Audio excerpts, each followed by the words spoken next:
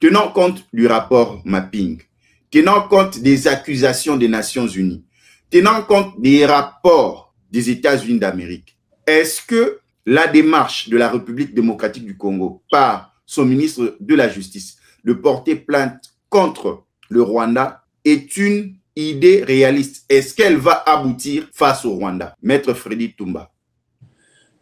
Nous disons ceci, vous savez, lorsque la loi, qu'elle soit interne ou qu'elle soit internationale, est organisée de telle sorte que lorsqu'il y a un incident entre des individus, selon qu'il s'agit de faits qui soient civils ou qu'ils soient à caractère pénal, en fait, si les faits sont civils, on peut se mettre autour d'une table, on s'entend, et si on ne s'entend pas, on va aller se présenter devant les juges.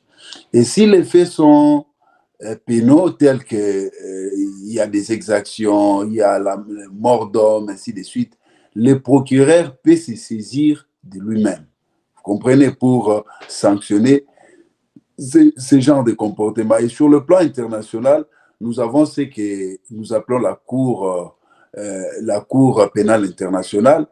Malheureusement, jusqu'à ce que je sache, le Rwanda n'est pas membre de la Cour pénale internationale, c'est-à-dire ne reconnaît pas la compétence de la Cour pénale internationale, donc il devient un peu difficile qu'il soit jugé à ce niveau-là. Mais nous pensons qu'on a assez parlé du Rwanda par rapport aux exactions. Il y a même actuellement, selon les informations à notre possession, les troupes rwandaises qui opèrent et qui sévissent dans la partie est de notre pays. Et cette affaire est partie depuis les années 1900, dirais-je, 94, jusqu'à ce jour, pratiquement 30 ans jour pour jour, où la communauté internationale face au génocide rwandais, où les Rwandais s'entretuaient entre eux.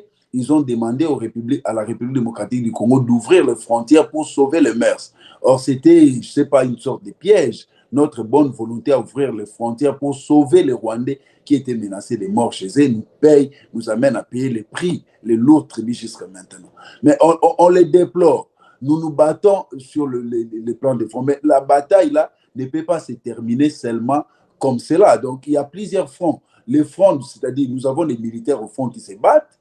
Et de l'autre côté, nous avons les fraudes diplomatiques avec tout ce que vous savez, les accords de Nairobi, la feuille de route de Luanda. Ça, c'est sur le plan de la diplomatie qui est piloté par la ministre des Affaires étrangères et coopération internationale, mais aussi sur le plan des droits.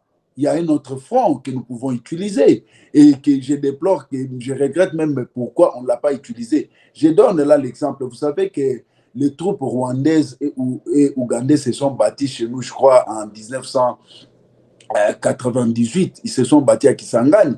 Vous vous rappelez les Génocos qui a été organisé tout récemment au mois de...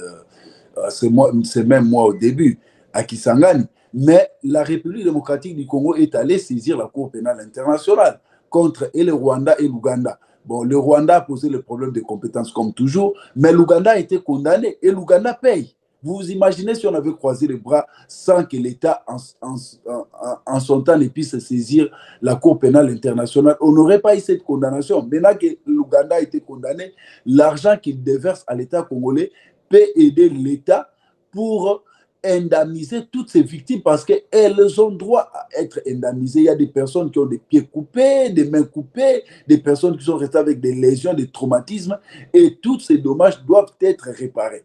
Et nous encourageons aujourd'hui qu'on peut minimiser, on peut croire que c'est rien, mais c'est un début de quelque chose. Donc, autant on se bat sur le front diplomatique, on se bat au front là-bas physiquement avec notre armée, nous pouvons aussi utiliser un front qui est très important, le front judiciaire, qui peut amener ces instances-là à convoquer le Rwanda, à écouter le Rwanda et évidemment à condamner le Rwanda. Ça sera quelque chose de matériel parce que s'il y a une condamnation, on peut en ce moment-là contraindre le Rwanda à payer et avec l'argent payé, on peut voir dans la mesure du possible comment ne serait-ce que réparer avec des personnes qui ont subi. Et vous savez qu'il y a des morts, nous déplorons tout le jour les morts du côté des Congolais causées par l'armée rwandaise qui se retrouve sur notre territoire.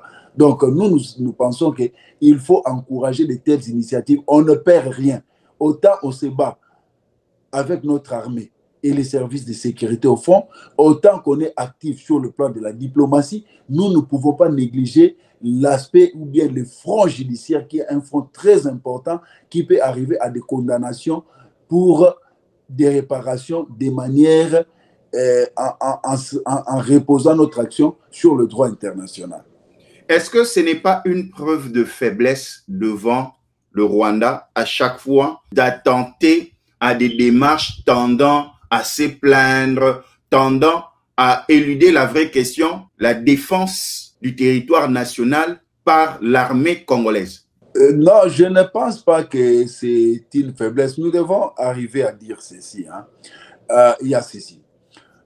Vous savez, les questions ayant trait à la paix et à la sécurité internationale, ce sont des questions qui échappent à la compétence des États. C'est pour cela que les Nations Unies ont été créées.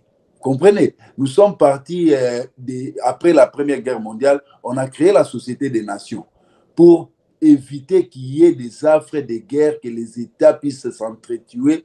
On a créé la Société des Nations. Avec la faiblesse de la Société des Nations, il y a eu la Deuxième Guerre mondiale. Et après la Deuxième Guerre mondiale, les États se sont mis d'accord que plus jamais on peut assister encore à des situations pareilles, à des guerres. Évitons cela. Créons maintenant des Nations Unies, l'Organisation des Nations Unies, l'ONU qui a son siège à New York, ici aux États-Unis. Donc, toutes les questions qui ont trait à la paix et à la sécurité, qui mettent des États, plusieurs États en contentieux, c'est une mission qui, selon le chapitre 7 de la Charte des Nations Unies, qui reviennent aux Nations Unies. Donc, c'est principalement aux Nations Unies, comme c'est un conflit international, d'aider la République démocratique du Congo pour sortir. Mais nous avons constaté la légèreté avec laquelle la communauté internationale, même la MONUSCO qui est partie, Monique, aujourd'hui devenue MONUSCO, qui a fait plus d'une génération sur le sol congolais, ne donne toujours pas de résultats escomptés. C'est alors qu'on parle qu'il y aurait un complot, c'est-à-dire que le Rwanda n'est qu'une main visible, mais derrière le Rwanda, il y a une main noire. Et cette main noire, c'est la communauté internationale elle-même, nous n'avons pas peur de le dire. Et c'est comme cela que la République se bat. En réalité, c'est une mission, c'est aux Nations Unies de le faire pour amener la paix. Mais comme les Nations Unies ne le font pas, nous aussi, nous ne pouvons pas baisser les bras. C'est ainsi que le gouvernement congolais se bat avec son armée comme en légitime défense.